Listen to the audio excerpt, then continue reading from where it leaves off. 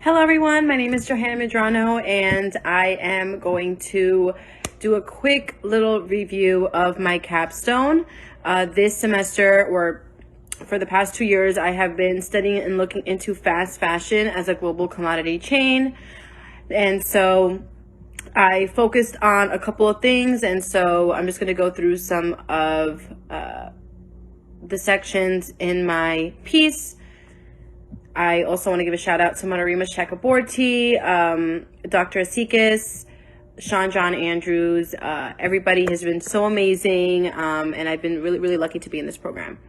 So in our postmodern consumer society marks an embodiment of growing and changing markets at an exponential and unpredictable rate, unlike ever before. As a result, the rise of competition has manifested itself into every aspect of our lives: gender, identity, society, and politics. In turn, this puts an immense pressure on individuals to be a voice of reason and occupy space in society. Fashion then plays an important role in enabling individuals to construct and express their identities. More specifically, in larger metropolitan areas where people mingle with crowds of strangers and have only fleeting moments to impress them. Fashion is not reducible to just mere clothing. According to Kratz, fashion can be defined as a cultural phenomenon, as it is concerned with meanings and symbols, thus an instantaneous mode of direct and visual communication. According to Mammon, the tokens of fashion enables us to make statements about ourselves and our identities, with the use of clothes, accessories, and other physical items, enabling us to visually communicate who we are, who we'd like to be, what kind of social groups do we belong to, and who we are most likely not to be associated with. As a result, we make ourselves understood by what we wear. Therefore, coupled with the rise of fast fashion, it is important that cultural studies scholars, like myself, unpack the position of this new mode of fashion within the era of economic globalization. If fashion is in fact used to construct our identities, then there is a direct reflection of our mental modes that encompass our values, assumptions, and beliefs that shape the system in which we exist under. So just a quick introduction, introducing what I'm talking about, and in what context. So in the first part of my paper, I established what is considered to be the third world. And the reason I think it's important to include this in my capstone is because we need to understand the historical context of these global production centers. So a lot of the questions that I was asking throughout my research is, why China? Why are these clothes made in China? Why is it that when I look at this tag, it's made in Indonesia, or it's made in Vietnam, or in countries in South America? So it's really important for me to establish a context and platform to which I could understand why it is that things are produced there and why things are consumed here. So one of the books that I use is Prashad's The Darker Nations, A People History of the Third World. I do some critique and analysis of this book in relation to fast fashion.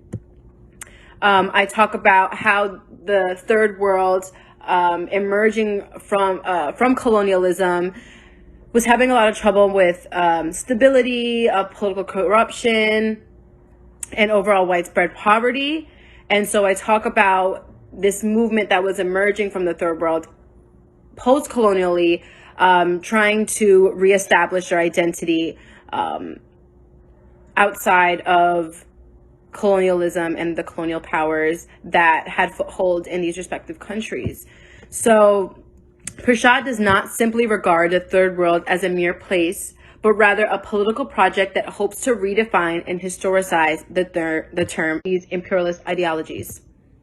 Considering the reestablishment of identity that the global South has sought to maintain, Prashad embellishes the ways in which economic institutions in post-colonial contexts have continued to stymie the advancement of the third world. In fact, rich countries are not developing poor countries are developing rich ones. In 2012, the last year of recorded data, developing countries received a total of 1.3 trillion, including all aid, investment, and income from abroad. But that same year, some 3.3 trillion flowed out of them. In other words, developing countries sent 2 trillion more to the rest of the world than they received. If we look at all the years since 1980, these net outflows add up to an astonishing total of 16.3 trillion. This represents the economic drainage of the global south over the past few decades. To get a sense of this scale, it is about 16.3 trillion, roughly the GDP of the United States currently. So I continue to talk about how coming out of colonialism, these countries are trying to establish themselves, establish identity. A lot of these movements also were centered around socialist ideology, were centered around social welfare, were centered around racial equity. And how this, unfortunately, this movement was assassinated by neoliberal policy, most specifically the IMF and the World Bank, who put economic sanctions on these countries in return for aid. So I'll go ahead and I'll read some of that. So this usual development narrative has it backwards, this idea that the first world is constantly helping the third world. It's actually the other way around. This is because that said aid that the global south was receiving from financial institutions like the IMF is effectively flowing in reverse. This effective flow in reverse is also contributed to the IMF's facilitation in international trade. Most of these unrecorded outflows of money from developing nations takes place through an international trade system. Basically, corporations, foreign and domestic alike, reporting false prices on their trade invoices in order to spirit money out of developing countries directly into tax havens and secrecy jurisdictions, a practice known as trade misvoicing. So this is one of those things that is causing that drainage in the global south, despite all this supposed aid that they're getting. I do a case study on Ecuador where in March of 2019, so fairly recently, Ecuador signed a loan of 4.2 billion from the IMF to be dispersed throughout a period of 3 years, given that the Ecuadorian government would adhere to certain economic programs included in this arrangement. In this arrangement, this particular policy that claims economic modernization for Ecuador actually also called for an economic tightening of the country's national budget, about 6% of the GDP over the next 3 years. This would be the same as cutting the U.S. federal budget by 1.4 trillion. Through some amalgamation of cutting spending and raising taxes, for Ecuador, adhering to this plan would include firing tens and thousands of public sector employees, raising taxes that would disproportionately fall on poor people, and making cuts to public investment. This large-scale fiscal tightening has been proven to be a harbinger for an economic recession, which the IMF has also acknowledged in their reports. In addition, these programs that seek to reshape the Ecuadorian economy appear to have political and private interests. For example, central banks, according to this agreement, are to be made more autonomous, public assets to be private, national budget, about 6% of the GDP over the next 3 years. This would be the same as cutting the U.S. federal budget by 1.4 trillion. Through some amalgamation of cutting spending and raising taxes, for Ecuador, adhering to this plan would include firing tens and thousands of public sector employees, raising taxes that would disproportionately fall on poor people, and making cuts to public investment.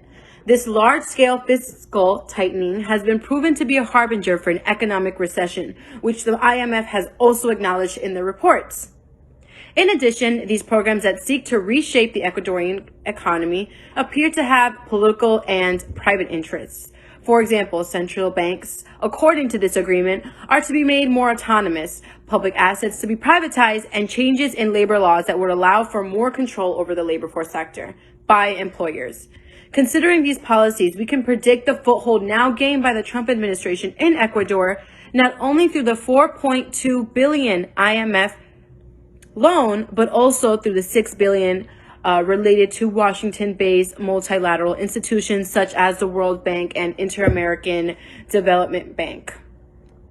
So in this case, Ecuador exemplifies the ways in which globalization is better understood as a restoration of class power, in that power of finance decides the fates of companies, communities, and countries that overpowers the democratic political demands.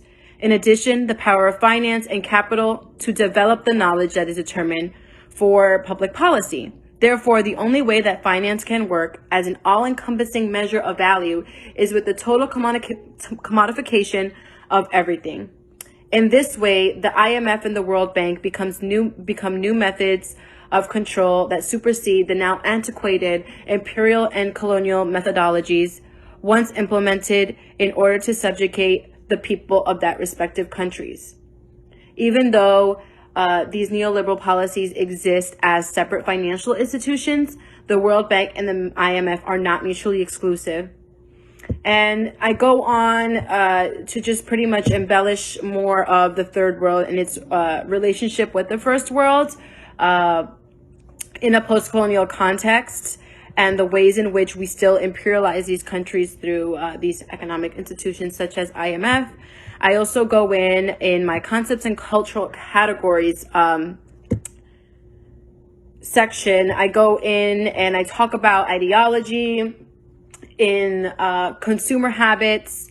I talk about Marx, the labor wage system, and Gramsci in hegemony, and how these women and these factories in third world are existing in these factories for a reason, and that there are systems in place that help them keep them in there.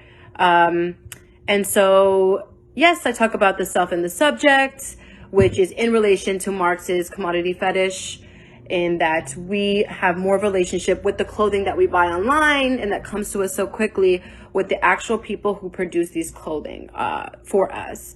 So I do some data analysis across different age groups in which I analyze and observe consumer habits, ask questions, and try to get to what is motivating these people to buy fast fashion, and how changes in the economy and technology and social media has also attributed to the rise of fast fashion as well. So thank you guys so much, and I hope you guys can just take a quick look. I wish everybody luck in their future endeavors. Please stay safe, please stay healthy out there, and let's continue the destruction of white supremacy, of capitalism, of sexism, and all that great stuff that I had the pleasure of understanding on a different level. Thank you so much.